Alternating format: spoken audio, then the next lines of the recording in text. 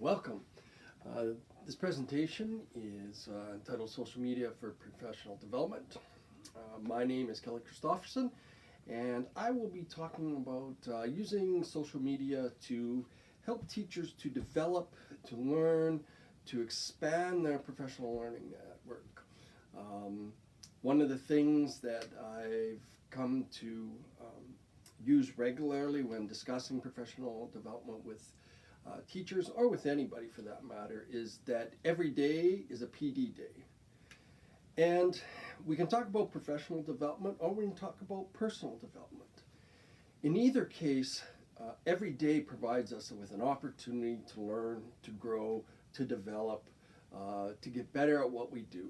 And so we have the opportunity to be able to share with others, to be able to tap into resources that for most of us we wouldn't be able to have right at our fingertips. Most of us are living in a world where budgets for professional development have been reduced, opportunities for professional development have been reduced. Days like today don't take place as often as they used to. We're limited to be able to travel. Given the situation we're in with the pandemic, we aren't able to go to conventions, we aren't able to even go to other schools to work with other people. So we really need to find different ways to be able to reach out, to continue our learning. And one of the things that, one avenue that I have been advocating for quite a long time is the use of social media. Now, when many of us think of social media, even though it's been around for a very long time, we still think of a place, especially what's happened in the last few years, where you have extremes taking place. We see arguments on the left or on the right, we have people making comments. It can be a very harsh and very unsettling place if we're involved in social media. And although those are very true, it is also a place where we can make connections, we can find people that can help us, we can share with other professionals. And so what I'm going to talk to you today about is using social media to enhance ourselves as professionals as a way that every day we can step out and we can learn, whether it's personal or it's professional. Now, when I talk about professional development, I'm going to be using Von Dijk's definition of professional development. And Van Dyke defines professional development into 4 different categories. There's 4 types. One is the promotion of interpersonal connection. So that's between individuals, so things like Facebook, LinkedIn, TikTok, those kind of social media sites. The other is social media sites where user-generated content is shared. So Facebook, Flickr, and in some ways, Wikipedia. Then we have those social media sites where we have trading and we have marketing and we have those kind of enterprises taking place. And things like Amazon, eBay, Craigslist, those kind of things. And then we have user-generated, amateur or professionally created exchanges of content, where we have individuals who share their content in a professional way, whether it be artists or it is musicians that are promoting and sharing their content with other people. So we're going to be mostly focused on the first type, which is the personal exchange and interactions that take place. So for my PhD, I did research into teachers' use of social media and the effect it had on classroom practices. And in my research, I found that classroom practices were affected in 5 different ways. The first way was that teachers' classroom practices became more student-centered. Teachers were more focused on what students were doing, their learning, and being able to build relationships. That led to providing students with voice and choice, which was the next way that classroom practices were affected. We then had, once we had students involved, there was a shift in evaluation and assessment practices. This included more formative. This included questioning whether grades were the way to provide growth for students, looking at standards-based grading, all those different kinds of discussions around assessment and evaluation began. At this time, they also began to look at the organization of their classroom. Participants in my study began to look at different seating formats, different seating options, different ways of allowing students to interact with each other, providing tables or moving around the classroom, even moving outside of the classroom, doing things like walking learning and various strategies like that. Allowing students to be able to move and to be able to find a place that was comfortable for them while they were learning throughout the day. A final way that classroom practices were affected was by the integration and use of technology. And it's not that teachers didn't use technology before, it's that they began to integrate it. They began to step back and pedagogically look at their use of technology. They moved past the wow factor and they began to look at, okay, how is this technology going to really improve or support the learning of their students? The whole idea of using immersive reader, the whole idea of being able to use various tools to enhance the learning that was taking place. Really delving into the pedagogical reasons for using technology. So the participants in my study explained that these changes didn't just all happen. They happened over time, and some of them happened very quickly, some of them took a very long time, but what ended up happening was that they developed slowly interactions with other educators, and they began to build up trusting relationships, which then led to them being able to reflect on their own practices and then begin to make changes. And it was this whole process of interaction, discussion, trusting, reflection, and implementing that took place, but it took place in a social media environment. So in other words, it wasn't with colleagues, it was with people that they grew to know through social media. Now, there's been a lot of different writers and a lot of different people who have talked about using social media for professional development. And they tend to say, well, if you aren't using social media platform A, you really aren't, connecting. If you aren't reaching out and doing this on this platform, really, you aren't connecting. And what I discovered in my study and in the research that I did was that, in fact, it didn't matter what platform you were using. So I looked at 5 different platforms: Twitter, Facebook, Pinterest, Instagram, and Voxer. Each one of them was very different. Each one of them allowed for very different experiences with the platform, provided the users different experiences, and what I found was that it didn't matter. It didn't matter what the platform was, because it wasn't necessarily the platform, although the affordances on the platform did play a part. But it was the teacher. It was the teacher who was entering into relationship with other teachers. So,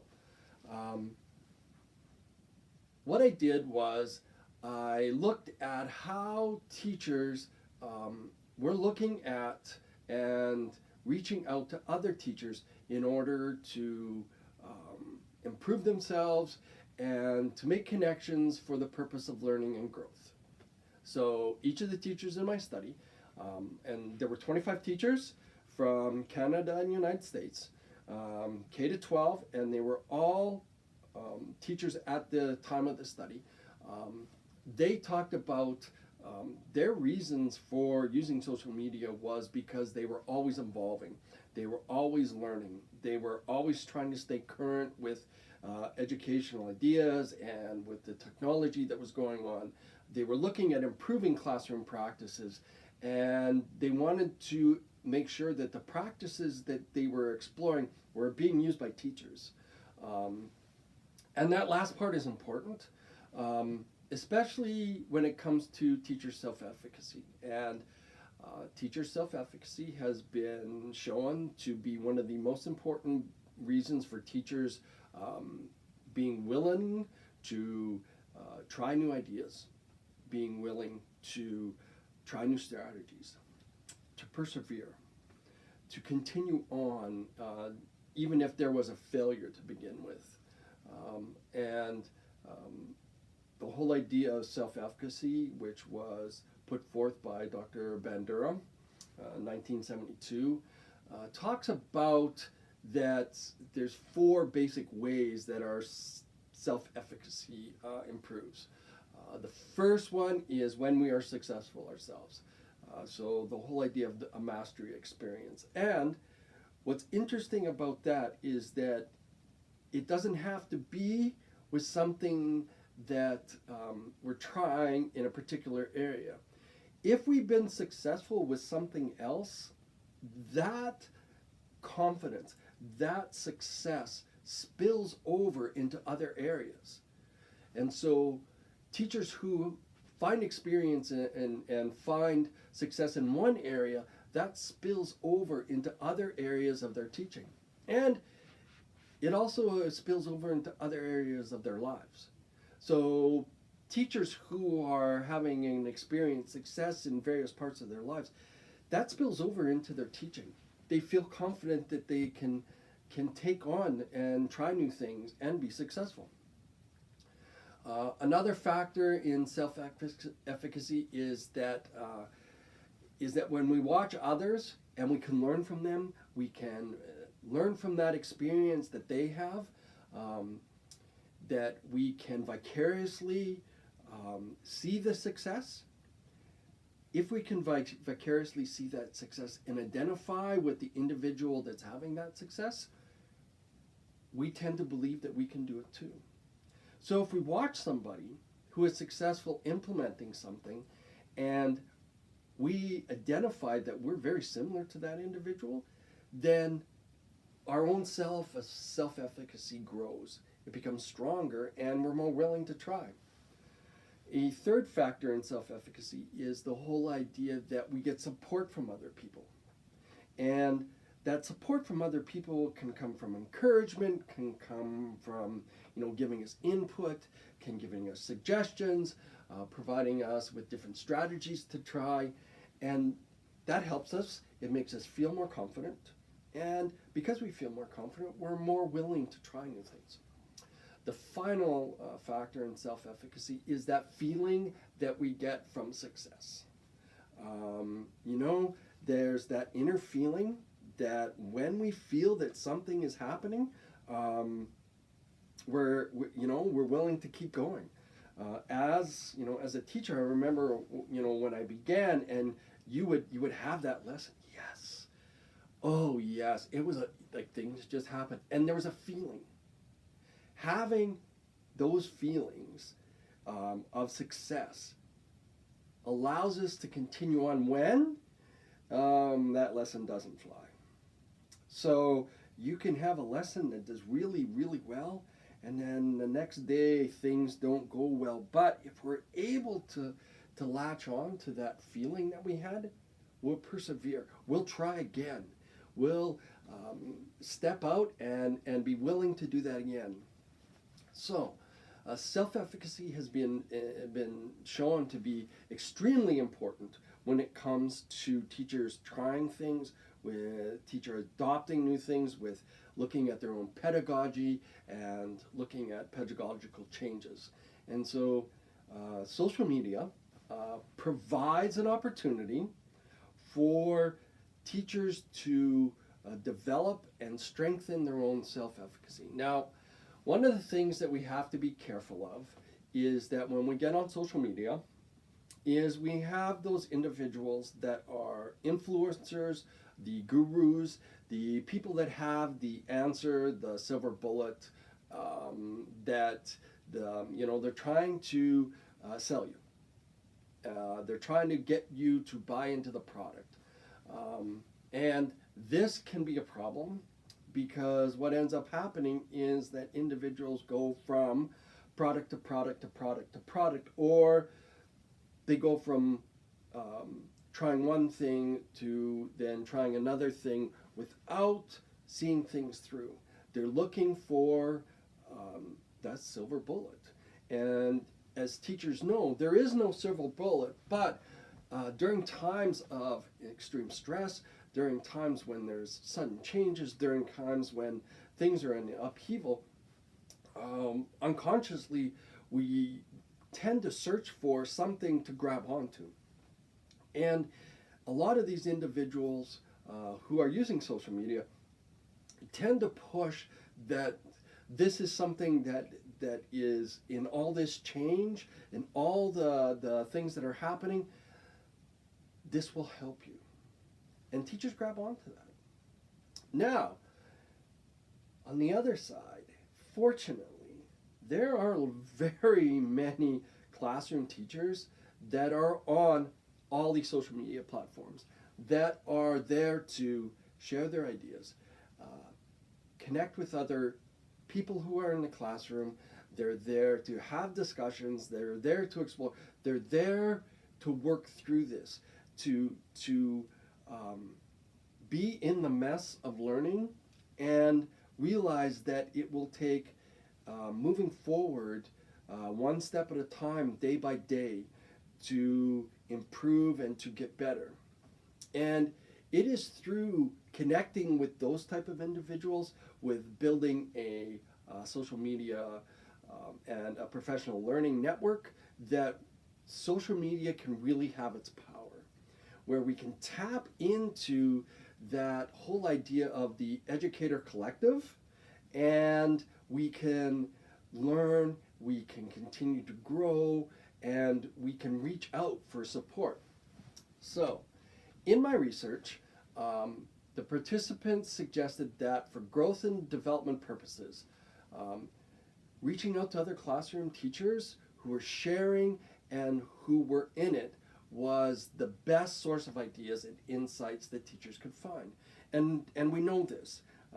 The whole idea of gathering together in staff rooms or a water cooler talk, right? That hallway discussions that we have, great sources of professional development. We've lost some of that. We aren't doing that. And there's a lot of teachers who are feeling lost. They aren't able to do those sort of things. And so my research and the work that I do suggests that through the use of social media, that we can supplement and we can begin to develop a professional learning network on whatever platform is we're most comfortable with. And that's the important part, is that developing a professional learning network requires that we have to be comfortable and we have to feel secure in what we're doing. In my research, I found that we tend to follow a significant other. So we find somebody that we trust, or we're introduced to a way of doing things through someone that we trust. So hopefully this presentation will give you some ideas and will give you the little push you need that if you aren't using social media for professional development and you aren't finding those spaces where teachers are congregating and sharing, that you can find somebody on your staff, or you can find somebody through going on Facebook and looking for teacher pages. There's this Ask Teachers site where teachers share information. On Twitter, there's Sask Ed Chat, which takes place every Thursday night at 8 o'clock, where teachers all across Saskatchewan come and we share and we have a discussion. There are teachers on Instagram, on TikTok. There are teachers that are gathering and sharing on Pinterest. Voxer, if you haven't taken a look at it, it's a app that allows you to have discussions where you can share using recorded voice, has become very popular because people like to hear the sound of somebody's voice. There's also the new platform, Clubhouse, that is just starting up, where discussions are taking place, and there's a large group of educators that have found a space to be able to share. So there is something out there where if you're looking for people to share with, if you're missing that connection, that there is an opportunity to use social media. Now, in doing so, we have to be very careful when we start engaging with people, that we make sure that we include not just only people that sound and look exactly like us. A lot of the people in the study that I did talked about having a variety of perspectives and having a variety of voices within their network. And the reason for that being that it's really hard to grow, it's really hard to develop if you're just having everything reconfirmed for you. Yes, it feels good. Yes, it feels nice to be told that you know you're wonderful and that we need you, but it doesn't help us to grow. And there's a place for that. I mean, given what's happening now and some of the negativity around teaching, we need that positivity. We need to be told that we're worthwhile. But like a steady diet of cake and ice cream, it's good for desserts. It makes us feel good, but if we have to eat it all the time, it becomes not good for us. And we need to be having other conversations other than the ones in which we're told that we're really great. One of the biggest issues with young teachers and with teachers specifically at this time is the expectation to be superhuman. And the reality is that we're not superhumans. That we are and have a very limited resources, and that if we don't take care of ourselves, that if we don't take care of our our inside, and we don't practice self-care, that we won't be able to continue on. And we're seeing that more and more. So it's really important that when we begin to strike out on our own journey in social media, that we look for a place, we don't look for an echo chamber. We don't look for those voices that repeat over and over and over again what we want to hear, because that does not lead to our growth. And although it may sound nice, it doesn't help us to continue to move on. As individuals, we tend to stagnate unless we are put in a position where there is a little bit of dissonance. And that dissonance requires us to continue to develop, continue to grow, continue to ask questions. It's what we're asking of our students. And yes, it's extremely important to look at all aspects of our lives, not just intellectual, but we need to look at the social aspect. We need to look at the mental aspect. We need to look at our spiritual aspect. We need to look at our social connections aspect. And all parts of our lives need to be developed. And social media does provide an opportunity if we can find those spaces. The people that were in my study all recounted how the spaces and the relationships that they had developed over time were in fact those relationships that lifted them up, and for some of the people were places they went to when they were struggling, because they were able to have discussions that they might not have been able to have with the people around them. They were able to ask questions. They were able to delve into things that were bothering and troubling them in a way they weren't maybe able to do with those around them. So, when we look at professional development for teachers, we actually look at professional development in 3 different categories. Now, the 3 different categories are those standardized professional development that many of us are used to, the conventions that we went to, the professional learning days that we had, the professional development where we went to other schools and interacted with other staff. Those were, your standardized central approach to professional development. The second type of professional development that teachers take part in is, in a school or even in a jurisdiction where teachers, depending on maybe math teachers, reading teachers, ELA, social science, they come together to develop. And they look at long-term changes, so they could be developing curriculum, they could be developing resources.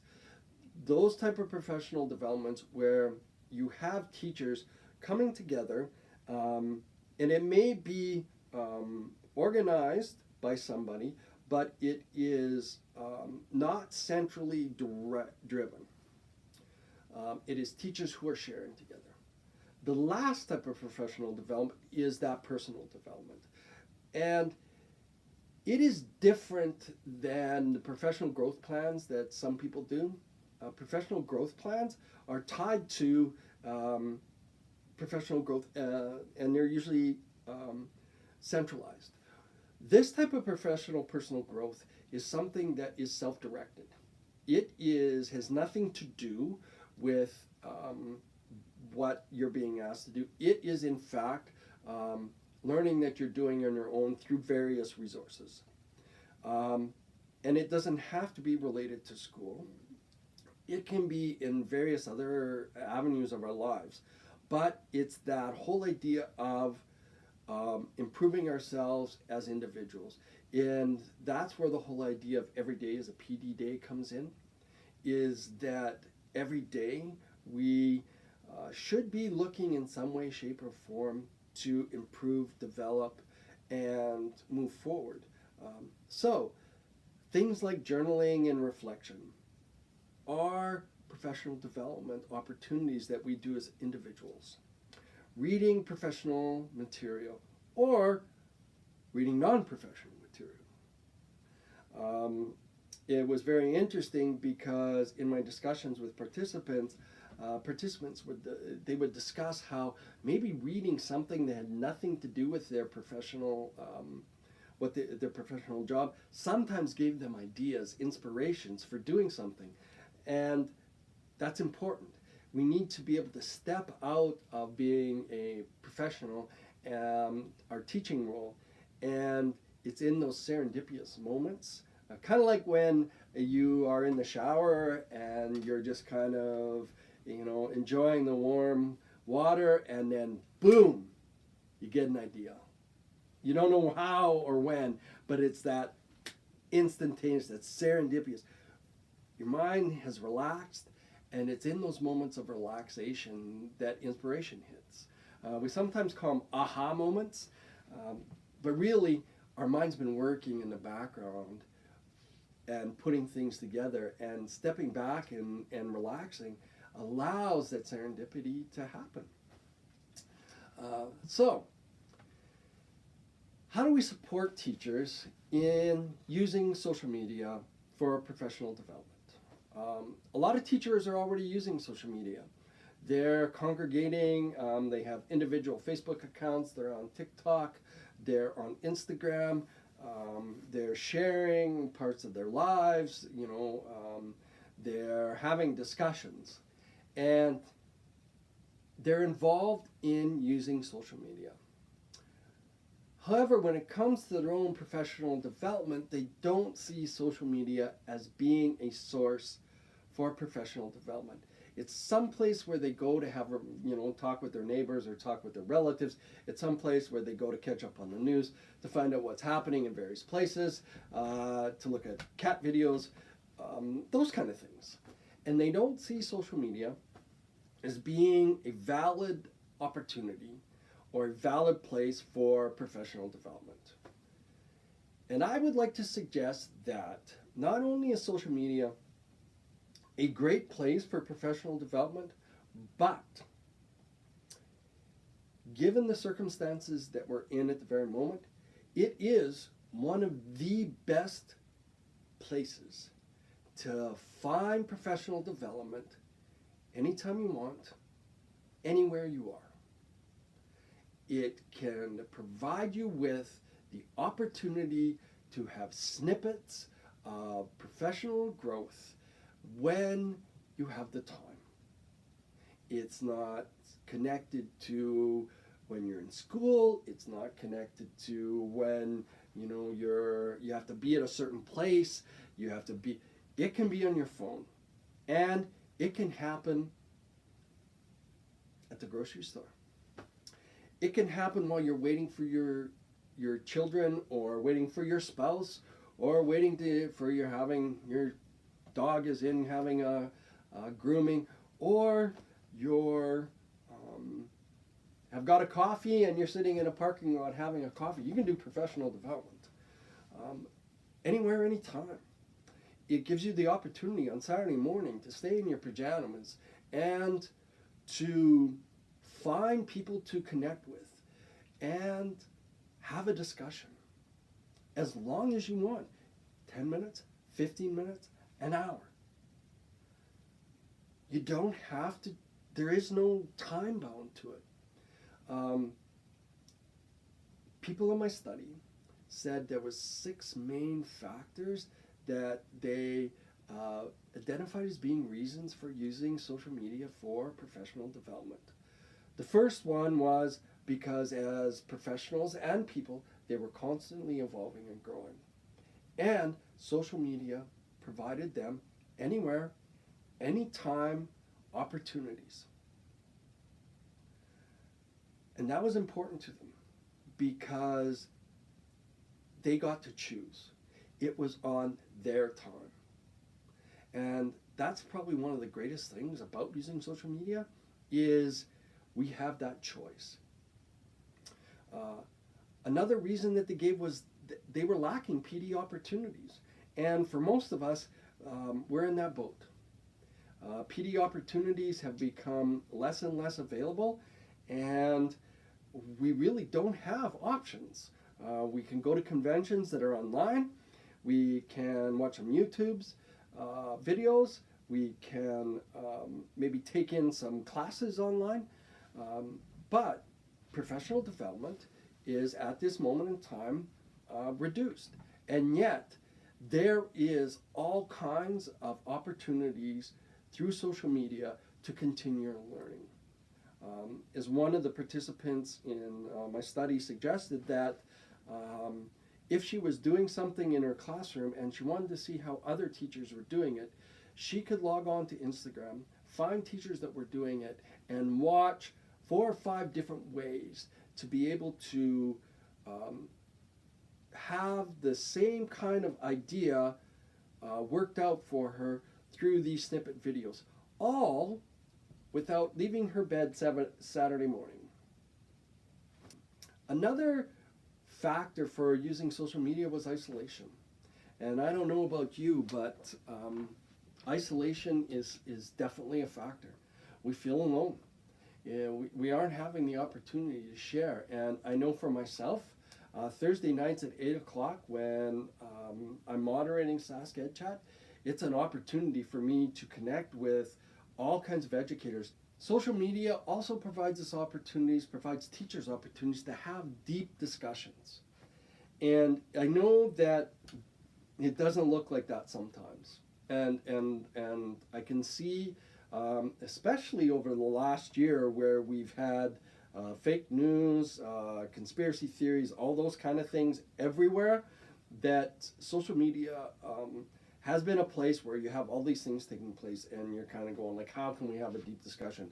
Like, but there are places to have those deep discussions.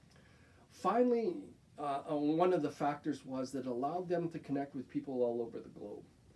And that is especially important as we become more global in the things that we do.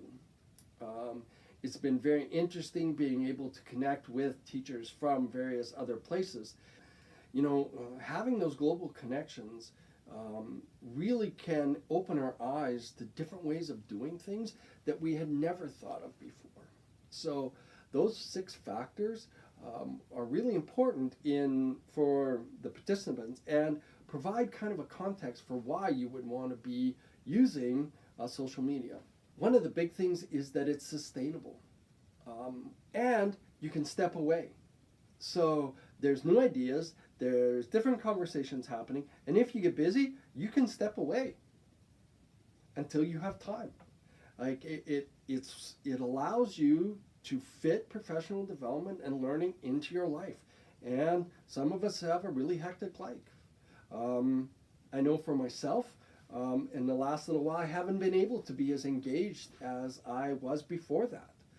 Various things are happening, and I haven't been able to have those discussions. I haven't been able to enter those conversations, and that's okay, because I've also found in connecting that if I do happen to tap into somebody, or I do have a question, I can reach out, and people are still very willing to answer and help me. It's not like your relationships just end. A very good friend of mine, David Truss, is in Vancouver. He's a teacher, he's an administrator.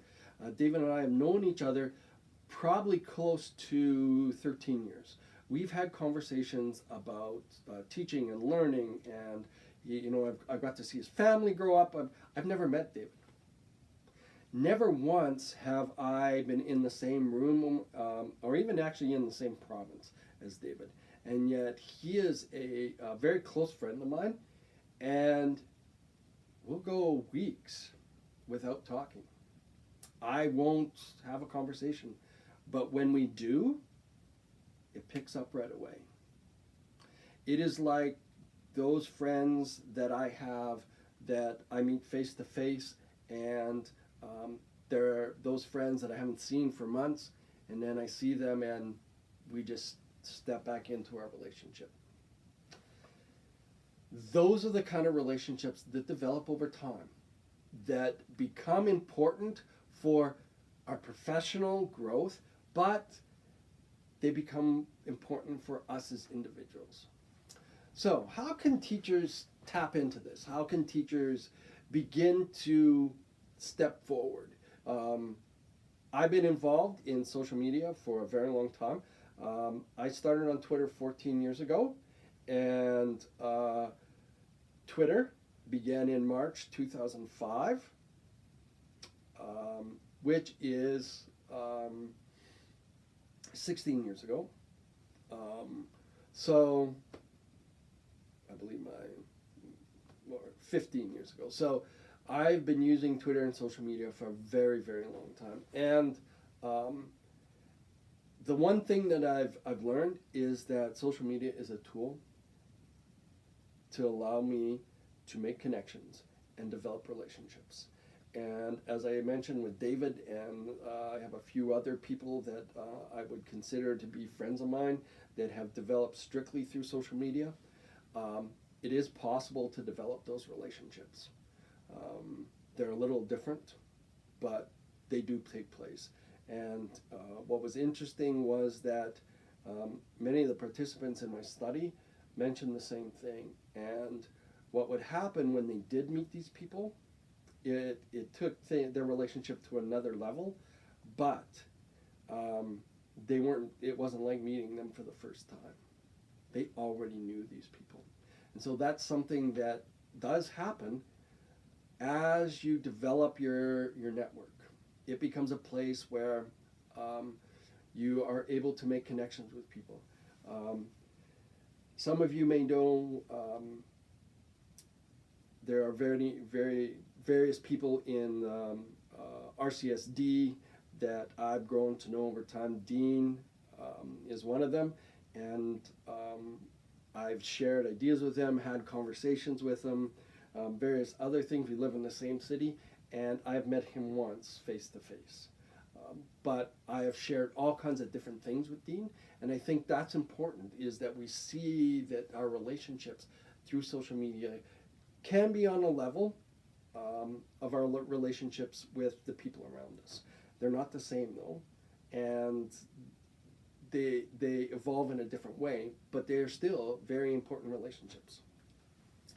So how do we support teachers in using social media?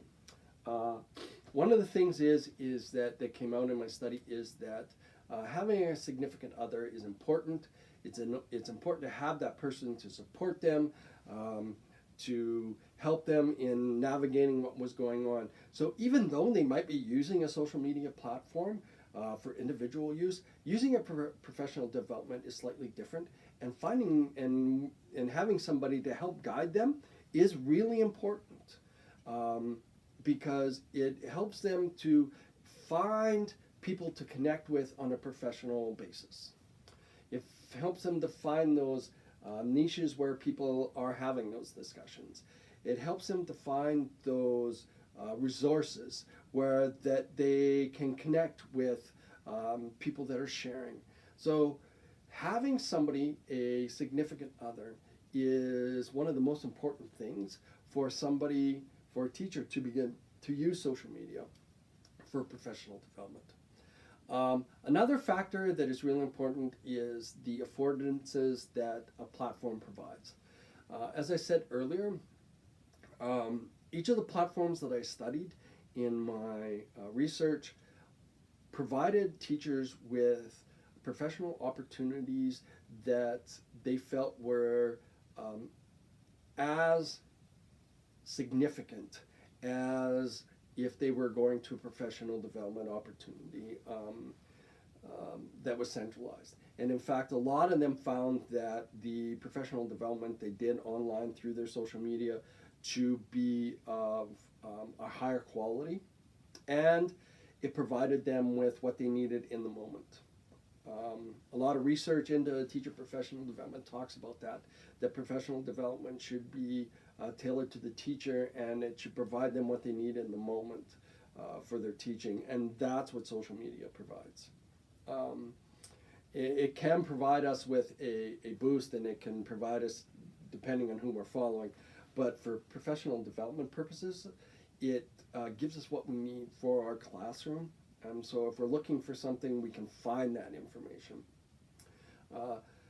This leads to that third important point, is at some point you develop enough of connections that your professional learning network becomes a place there where you can go for support.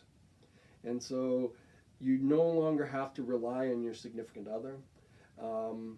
And in fact, you will probably find that over time, as your professional learning network expands, that you will begin to use a couple other platforms just because they supplement the main platform that you use. And so for myself, I might use Twitter as my main platform, but I do also use Facebook, and I do use Voxer, and there's the odd occasion where I do use Instagram. All of those platforms provide me with professional development opportunities. And it's through developing a professional learning network that I've been able to expand the platforms that I use and become comfortable using them, and been able to share to a greater degree with the teachers around me. So once you kind of get to that point where you've developed a professional learning network, that's when things for teachers really begin to take off, because then you begin to see professional development in a little bit different light. It's not something that happens to you, it's something that you do. It's something that becomes part of your everyday activities, and you learn to build it into your daily schedule, and you begin to realize that 15 minutes is kind of like exercise. If you see exercise, if you try to do exercise 4 hours one day a week, it just, man, it's tough. But if you're doing it, 15, 20 minutes every day, and if you combine it, so you're doing exercise with professional development, look at that. You're building your body and your mind at the same time. And that's what people begin to realize, is that I'm not stuck, that there are options for me, and I can do this. And their sense of self-efficacy begins to grow. And they believe that, yes, they can get through this. Yes, they can continue on. And right now, when we're lacking that interaction with other people, those are important things to have happen. That we do have that sense that, yes, we can do this. In isolation, this is very hard, and it is very difficult. But through connecting with others and receiving and helping and lifting each other up, we are able to continue on. It's not one of us, it's all of us. And through that connection, that all of us can be large enough that we feel that we can persevere. That point when those things start to happen is then you step into professional development. Again, it takes on a new dimension. Something that I found in the research was that people begin to reflect in collaboration. And so what that means is they begin to reflect on their teaching while they were connected with other individuals. And they became more open about sharing about their teaching and reflecting on the things that were happening, which then helped them to improve because they got feedback. Facebook, Twitter, Instagram, Voxer, to some degree I'm thinking Clubhouse maybe, provides those opportunities to be able to collaborate and reflect in collaboration, to be able to grow as a teacher and to realize that we're all on our own paths and that we can work together. It helps to take the that whole competitiveness out of working with other teachers to collaboration, to realizing that we're all on our own path, but that we can work together and we can see what each other is doing, and we can know that our own path is right where we need to be. We're enough where we are because we got teachers on all kinds of different paths, and they're all working together. Finally, the teachers in my study and personally I found that social media and connecting with others, it affirms who we are and validates what we're doing as teachers. And in that affirmation and validation, we become more willing to step out of our comfort zone and do different things. We become more willing to try different things. We are willing to persevere even though what we're going through is very difficult. Not to say that social media is a panacea, because it's not. There are a lot of really bad things that happen on social media. The racist comments, misogynist things that happen to females on social media, there are all kinds of bad things that are going on and things that need to be addressed. However, there are a lot of good things that are happening, and connected and working with different people has shown me that there are a lot of people who are each and every day trying to do their best, and the affirmation and validation that they receive from others helps them to continue to do that work. I found in my own life and working through, trying to get through my PhD to get to the end, it was people that I connected with online. I mean, they were my support group. It's not that I didn't have individuals and people in my house and whatever, but to a large degree, it was those individuals online that I connected with who were going through a similar experience that really helped me to get to the end. And it is through taking that time to develop a professional learning network and develop relationships that we're able to do this. And so as teachers step out and are looking for ways to access professional development, looking for ways to make the connections, social media does provide that opportunity. So social media is a tool. You can use it for your professional development, or you can look at cat videos. It's got potential. There's a lot of unprofessional development that takes place out there. That people are trying to sell you things, and people are trying to get you to do things that at the end of the day, it's because they're on there to make a living. They're selling you a product, and they're doing all kinds of different things. They're having Facebook groups, and they're having Twitter chats, and they're at the end of the day, a lot of people are selling. And it may be good PD to some point, but we always have to remember that selling a product has some connections to it.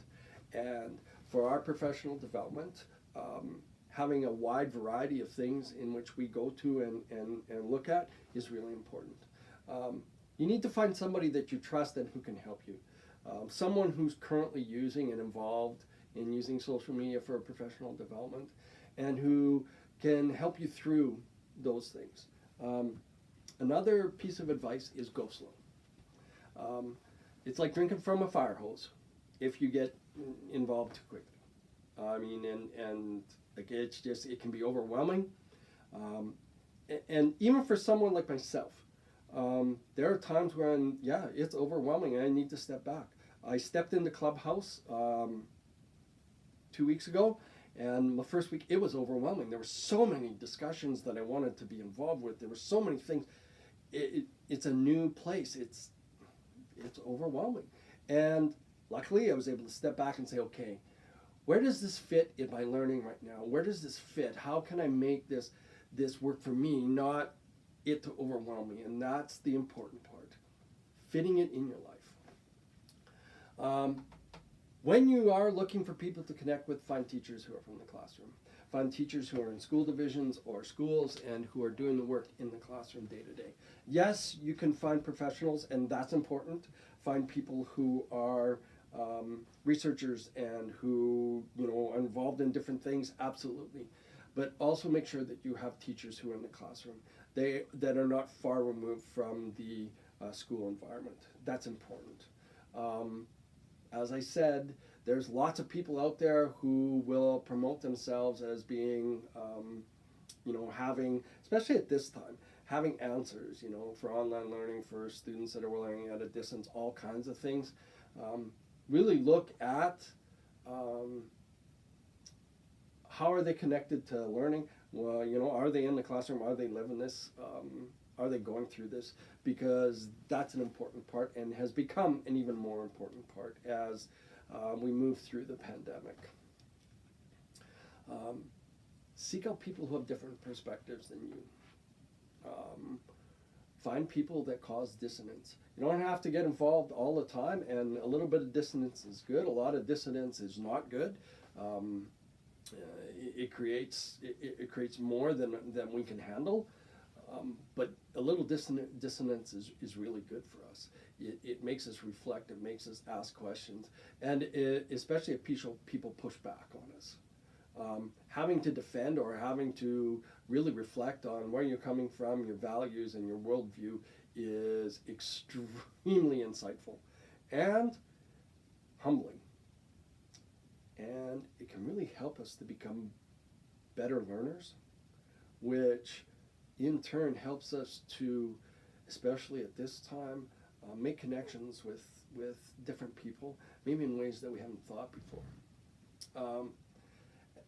Follow people who are not educators, professionals, people and things that you are interested in. You don't want to be overwhelmed by them, but that's important. Get out of the educational bubble. Follow designers, follow artists, follow people who are at the top of their game and doing different things. That will help you. Like I said, sometimes you get the greatest inspiration from a place that you least expected. Social media is an anywhere, anytime opportunity to learn. Every day is a PD day. We can choose to make that small step and begin our learning when we have time. Social media provides an entry point for anybody, no matter where they are in their career. A lot of the people that I have talked to on social media, they found a place, they found their people, as one person said, and that's important. We need to find our people, find that place. Remember, there is no right platform. There's no right way to do this. My research has found that all the platforms that we use can be used for professional development. It's not the platform. Anyone tries to tell you that that it is, you need to be wary of them, because it's not the platform. Take it slow. Find a significant other and look for support. Remember to have fun. Enjoy yourself. Do PD in pajamas. Buy a coffee and sit in the parking lot and just listen. Take time to find something that interests you and just spend a couple minutes. As I said, it doesn't have to be hours. It can be minutes. But there's something for all of us out there. There's a place to find that. And I believe social media can be one of the places that teachers can look to, especially now, when we're lacking in that ability to have professional development. Every day is a PD day. Share your love for learning, and don't stop learning. Take that opportunity to step out. I would like to thank you for listening. If you have any questions or you would like to get a hold of me, I'm on Twitter. You can get a hold of me at my email address. You can check out my website and see some of the work that I've done. Again, thank you for taking your time to be with me. I hope all of you have a great day. Enjoy your weekend. And remember, every day is a PD day.